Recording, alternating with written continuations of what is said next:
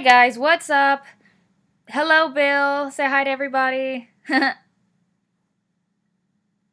you hear me? What's going on, everybody? What's up, Ashley? I can hear you. Awesome. All right. Bill is a Snapchatter. He's been making money on here, and I'm going to interview him, asking a couple questions, how he does it, etc. All right. How long have you been on Snapchat, Bill? I've been on Snapchat right now as of recording this September 2016. I've been doing it since April. It's about like late April 2016. So Oh, about maybe 4 or 5 months. Not that long. okay. Okay. What do you do on Snapchat? Usually when I get on Snapchat, I just make stories about things that I do in my day to day life. People that I meet. I tell different stories of things from my past, things that I've learned, different techniques, motivational information, things that people can use to make money for themselves, do entrepreneurial things. I share all kinds of information on Snapchat, and it's just that after a while, it's built a pretty big following. Just kind of doing what I usually do. Awesome. Awesome. So you kind of do a little bit of everything. A little bit, yeah, but it's like usually when people tune in on Snapchat, it's either they're gonna come and they're gonna laugh and I'm gonna do something really funny, or They're going to I'm learn. teaching something or I'm getting really really in depth. So people, it's always a bundle of surprises, but people always can leave my Snapchat account knowing that they're gonna learn something pretty cool. Awesome. Awesome. Um, so how do you make money on Snapchat? Well, the way that I make money is I figured out that on Snapchat, the way that it's set up is it's set up in a way where, for one, I've been in sales for probably about 5 years, 5, 6 years. And what I learned was that there's certain psychological triggers that really get people to make certain decisions in sales. And I noticed that Snapchat had this feature built right into it called scarcity. Um, People like to go after things that they know are in real short supply or in short demand. And the way Snapchat is set up is it's set up in a way where not only do the message itself destruct, but they force people into a situation where they have to actively pay attention that they're getting. Just like if you were to have a conversation with somebody, and you wouldn't want that person to continually repeat themselves over and over again, or lose train of the conversation, people focus and they listen to what has to be said.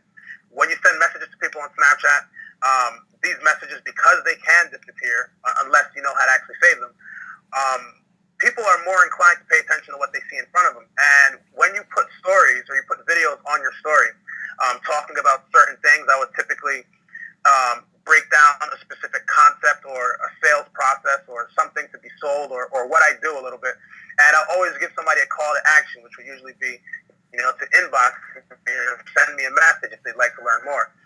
After posting several different stories in the past and building my base and having people share my Snap code, you start to build out a following where after a while, you'll start to have a constant stream of people that are watching you every single day. So if you've got like 20,000, 30,000 people following you on Snapchat and you post a Snap, and you know that within a 24-hour period, 30,000 people are going to see that Snap, or within that kind of range, you can expect a certain amount of people are going to send you a message after a while.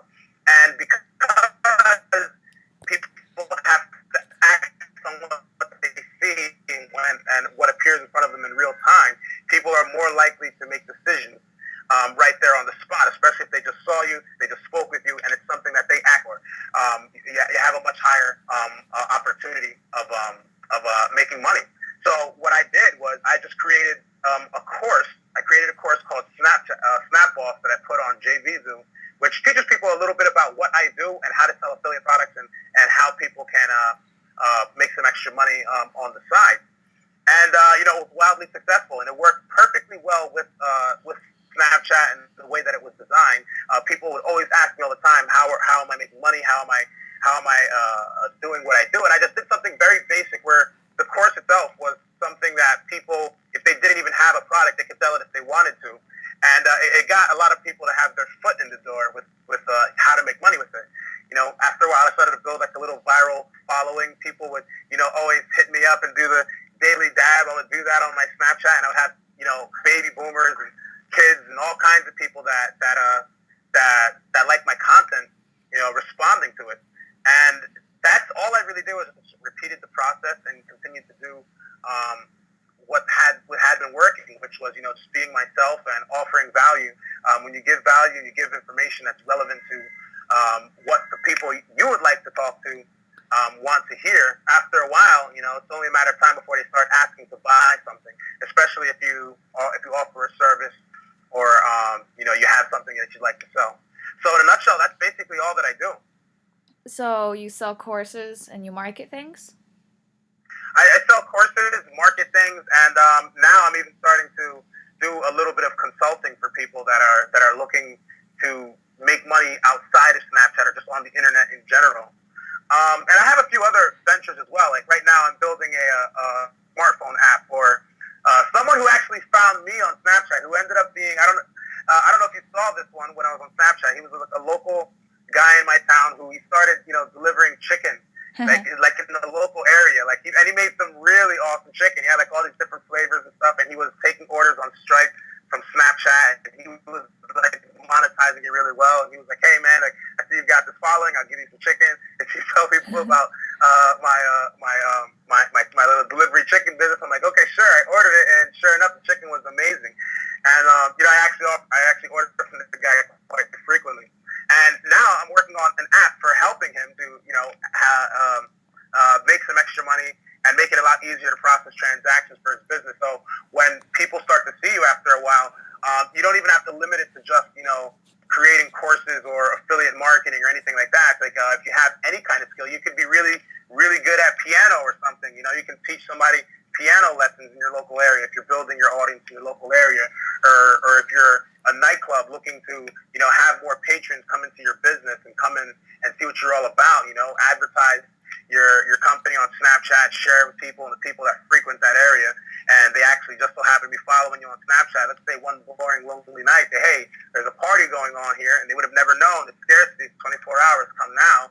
You can increase some profit that way. There's hundreds of different ways that people can make money with Snapchat, and the beauty of it is that less than 1% of marketers currently are utilizing Snapchat. They don't know what to do with it. They don't know how to make money with it at all.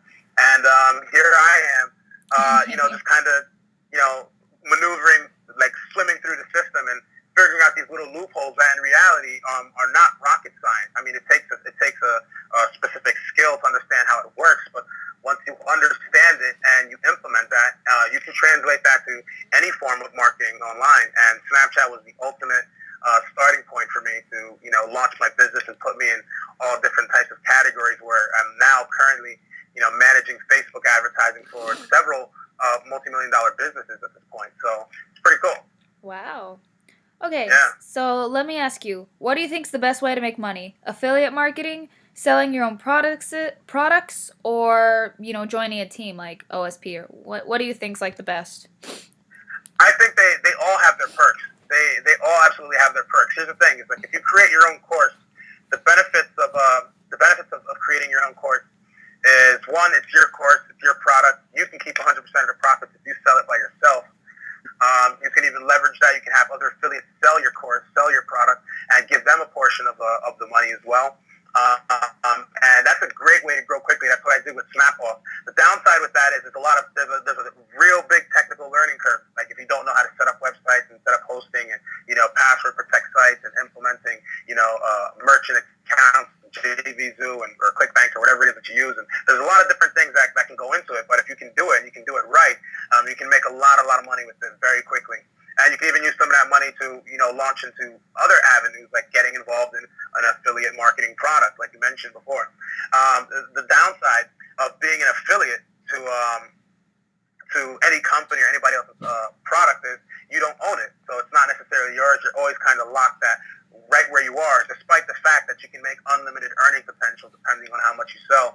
That's a very good place to start. If you don't have the technical understanding, you don't have the time, and you want to just have something that you can use to put money in your pocket quickly, I would say do something like that, right? Now, with joining a team, like you said, with OSP or any one of these MLM companies or anything, one of the most beautiful elements of those things is that because there's a team aspect, everybody has the opportunity to work together, to support each other, help expand each other's audiences and their awareness online, and or even in person, at events and things like that. And these all can be great. The downside of these kinds of opportunities is that there's a lot of churn and burn in those kinds of industries, and it depends on your skill set and your actual ability to be very, very determined to actually make it work. I personally don't do it. I made like a large bulk of my income when I first got started online was in promoting MLMs. I've been in several of them. Some failed, some succeeded. But I just learned that, going my own route and being able to build courses on my own is primarily because I have the technical ability to do that. I found that to be great. So I would say it all depends on where people feel. Like if they feel like they want to jump into something but they don't really have the support, or they want the support network of something, then I would say join an MLM or a network marketing company or a team, right? If you think you can do it alone or you can kind of figure it out, but you're basically no safety blanket, no explanations, no training, no nothing, is go and be an affiliate and sell something on JVs and kind of just figure out the traffic strategies on your own. You can do that, and if you have all the technical capacity in the world, which is the level that I'm at and the level that you're at yourself, is create your own course, create your own products, create your own systems, and put that out into the marketplace and help others with making more money. So if you can ever reach the position to do that, I would say go for it. And right now, you're already rocking it. Awesome. Okay. Well, let me ask you this: what do you do? This is something a lot of people apparently have been experiencing on Snapchat. And what do you suggest to people that are on Snapchat that are making good money, but then people start asking them for money, like donations, charities, guilt trips, stuff like that? Like, oh, I need money and this and that. What can you offer to the people that are watching to learn from that, to avoid scams, or just people who are actually in need of help, but you want to help them, but without giving them money? Yeah, and it's really glad I'm glad that you mentioned that, and you even brought up scams as well too. Is there's I want a lot of people that are watching it to be very wary of what happens on Snapchat. Some people claim to be who they are and they aren't. I would say always do your due diligence. I myself even personally got scammed by somebody offering traffic sources that turned out to be studs. Got scammed out of $500. I was able to get my money back, but not everybody has the capacity to do that. So you want to be very wary of these kinds of things. So what I would suggest to people, can you repeat the second part of that question again? Well, it's kind of like two questions in one. How do people avoid Right. scams, and how when people guilt trip you asking for money, like how do you respond to that? That's right. It's like when people guilt trip you about money or saying, "Oh, I need money for this or that." It could be a scam. It could be someone genuinely going through the situation. It could be genuinely, someone trying to rob you and ruin your day. Regardless of what situation it is, I personally have a theory where I myself have been completely down and out, like homeless, bottom of the barrel, and it was rough.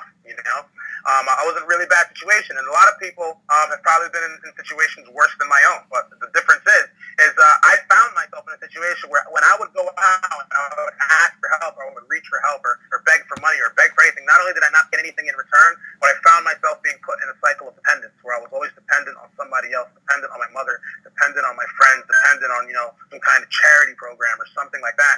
And I never really actually had the capacity to be self-sustaining for myself. I was always looking for something outside of me. And I realized that the only way I was going to make anything happen was if I took action for myself. And I learned a really good lesson from one of my mentors back in 2013. Who he was telling me a story about one of his friends who was down and out and was struggling. Right now, my mentor is multi-million-dollar earnings. Already generated over $45 million on the internet. This guy is very, very successful, right? And his friend, she was not in the best position. She had to feed some kids. She was struggling, and she asked him, like, "Hey, can you let me borrow? I don't remember the amount, but can you let me borrow some money? Basically, my kids are starving, and I need some money." And he turned to her and said, "I'm not going to give you a dime. I'm not going to give you any money at all." And I remember when he first told me the story, I thought that it was just mean to say something like that. But, he started explaining to us, like, this was the best thing that he could have possibly ever done for this woman. And I agreed by the time he was done. Because he started explaining to me, or well, he explained to her that, I'll buy food for your children, because it's not the money that you need. You need the food to feed your kids. That's what it is. You know, if I give you money, money itself is an exchange of energy, right? So if you can't exert energy to go out and receive the energy, you get put in a cycle of dependence. You know, you can just get it from somewhere else, because you have to put out energy in order to get it back. And he started explaining that, you know, him giving her money would have her feeling, well, not even have her feeling, would have her acting her and carrying herself out in a way where he would always find himself having to paying for her to get out. Feeding the kids is what was most important, and he did that for her. And I say this to people that say, oh, I don't have any money to get in your program, I don't have any cash to get into your system, I don't have anything, I'm totally broke, I'm penniless, like life is just the way it is. You know what I mean? I tell people you gotta suck it up or shut up, because nobody's gonna help you. At the end of the day, you gotta understand is like if you and I remember somebody asking me this before, like they said, what do you do if somebody says that they don't know how to sell or they can't sell, but you know you should give them some money? I say, well, if you're telling me that you can't you can't sell your product or you can't sell your system or do what you got to do to be financially responsible for yourself, yet you can sit there on the other side of the cell phone and sell to me your sob story as to why you can't do what you can do. You are a very good salesman. You just haven't closed me, you know, and that's the truth. And, you know, I find it to be ridiculous when people set up these kinds of barriers for themselves, right? So, and I'm not saying all the people that are out there asking for money are scammers, but I throw them all in the same category. These are people that are desperate. People that are scammers are desperate. They do desperate things to get desperate money. You're out there in a situation where you got to go and feed and do something for your kids. You're desperate. You're doing desperate things for yourself. Even though, you know, you're not only born rich, you have the capacity to do great things already inside yourself. But, you know, reaching out for other people is not going to get you to where it needs you to be. And that's what kept me in a position where I wasn't where I needed to be. You know, so all I can tell those people is, you know, stop selling the story and sell what you got to sell to get what you want. And, you know, back up. That's it. Damn. Already. Yeah. So I guess as far as, you know, people who are actually trying to scam, like, do you have any information on that? People that are trying to scam? Yeah, not like Snapchat? Sending messages, like kind of like what that one person, I'm not going to say, did. Well, what I would say to them is, in all honesty, I mean, like, the jig is up. People already know. I mean, people aren't stupid. People aren't gonna get caught up in these kinds of scams for so long. I mean, so long as there's people like you and I out there doing what we got to do and you know, being ethical and helping other people, I don't think that they're gonna pose too much of a threat, because you know you'd have to be a real fool to fall for some of these scams. And you know, I myself was even being very reckless, not even foolish, but being reckless. Like, oh yeah, it sounds great. You can do what you do for $500. There you go. You know, and you know, I'm making money. I think it's no big deal. But you know, when you realize it's not what it says it is, you know, you got to still be very vigilant, no matter how smart you are, how educated you are on how things are. Still be very